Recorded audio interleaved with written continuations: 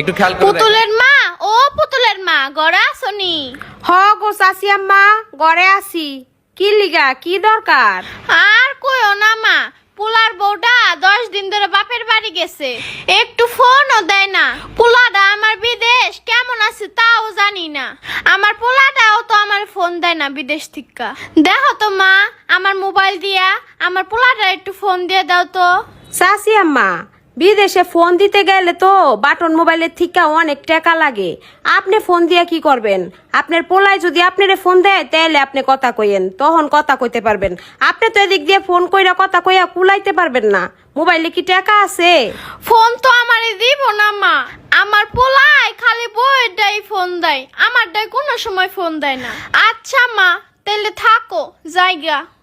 যেই পোলাটা মায়ের ছাড়া কিছুই বুঝতো না, সেই পোলাটা এখন মায়ের একটা খবরও লয় না। থাক, তাও আমার পোলাটা ওই দূর প্রবাসী ভালো থাক।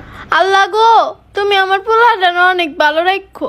আমার হায়াত আমার পোলারে দিও, 1000 বছর বাঁচাইয়া রাখো।